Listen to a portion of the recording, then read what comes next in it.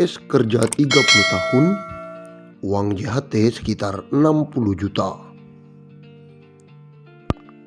Rencana perubahan sistem pensiun PNS dari berbasis Pay as you go menjadi pilih pundit masih dalam kajian pemerintah.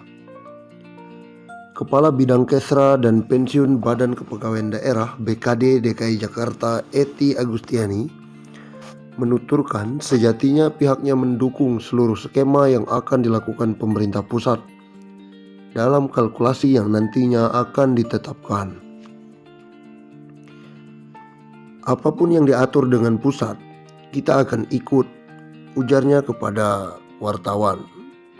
Ety menjelaskan, pada dasarnya PNS paham bahwa setiap bulan gajinya yang didapat dipotong secara sistem iuran wajib pegawai negeri atau IWP. Adapun potongan untuk IWP besarannya mencapai 10% untuk 3 komponen, yakni asuransi kesehatan, program jaminan hari tua atau JHT, dan program pensiun. Adapun rincian IWP bagi PNS aktif atau pensiunan sebesar 10%, sementara untuk gaji terusan sebesar 2% dari penghasilan atau gaji. IWP tersebut terdiri dari 2% untuk BPJS Kesehatan dan 8% untuk program yang dikelola Taspen, sebesar 3,25% untuk tabungan hari tua atau THT, dan 4,75% untuk program pensiun. Seluruhnya jika dijumlah mencapai 10%. Skema yang baru memang masih RPP, itu yang dari penghasilan, bukan gaji. Kami menunggu dari pusat skema yang baru yang masih RPP itu, jelasnya. Dia juga tak menampik pernyataan Menpan RB yang menyatakan bahwa manfaat yang diberikan pada PNS sangat kecil. Bagi Ety, kecilnya manfaat yang diterima itu disebabkan karena potongan yang dikenakan selama ini juga masih dalam jumlah yang sangat kecil. Karena iurannya kecil ketika ditabung kecil, jadi seimbang, yang dikumpulin kecil dapatnya kecil.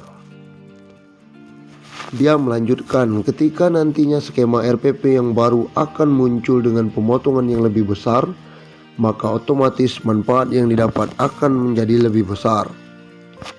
Ety menganalogikan, nantinya ketika seorang PNS pensiun, dia akan mendapatkan komponen dari PNS atau potongan dana kelola yang masuk ke Taspen itu. Komponen THT akan dibayarkan sekali ketika pensiun dan komponen program pensiun yang akan didapat tiap bulan. Dengan kecilnya presentasi pemotongan, dia pun tak heran bahwa manfaat yang didapat pun sangat kecil. Sebagai gambaran, misal ada pegawai yang sudah 30 tahun kerja terhitung mulai dari CPNS sampai pensiun, itu kan masa kerjanya sekitar 30 tahun. Nanti dia paling mendapat uang JHT itu sekitar 58 sampai 60 jutaan saja. Kecil memang.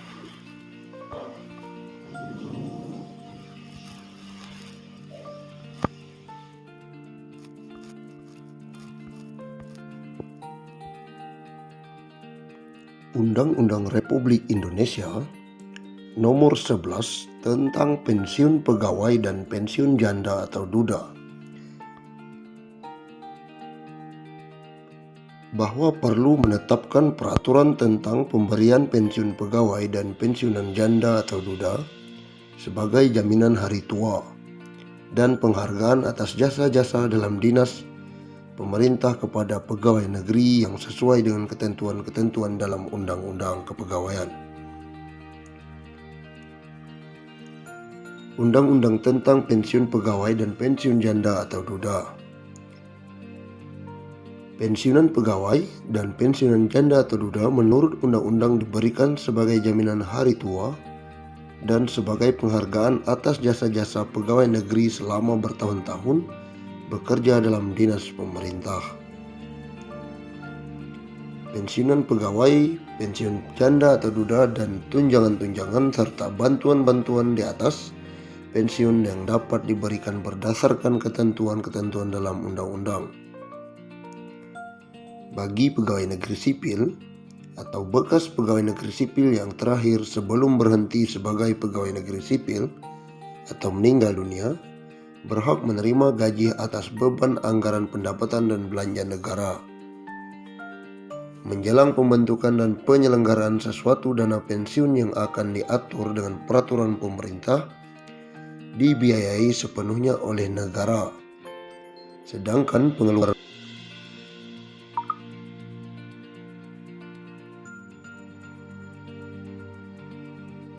akan diatur dengan peraturan pemerintah dan dibiayai sepenuhnya oleh negara. Bagi pegawai negeri atau bekas pegawai negeri yang tidak termasuk di atas, dibiayai oleh dana pensiun yang dibentuk dengan penyelenggaraan yang diatur peraturan pemerintah.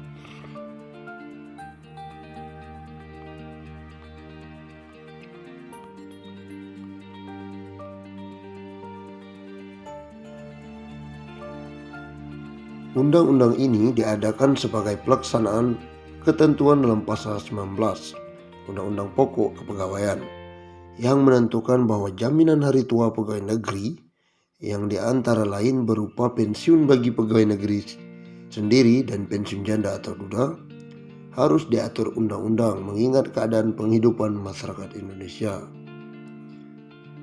Sesuai dengan ketentuan dalam Undang-Undang Pokok Kepegawaian, maka peraturan pensiun yang baru ini mempunyai sifat pokok. Pensiun diberikan sebagai jaminan hari tua, sebagai penghargaan atas jasa-jasa pegawai selama bekerja bertahun-tahun dalam dinas pemerintah.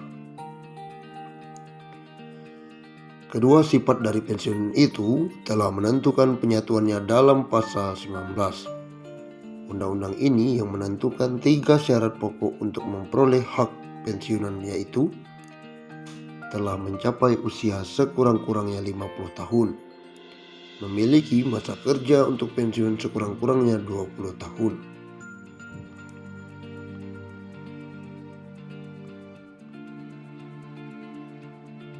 Golongan-golongan pegawai yang termasuk dalam arti pegawai negeri menurut pasal pertama, pegawai negeri sipil pusat, yang kedua, pegawai daerah otonom, yang ketiga, pegawai perusahaan atau bank negara, yang memiliki ketiga unsur kepegawaian termaksud dalam Undang-Undang Pokok Kepegawaian dengan gaji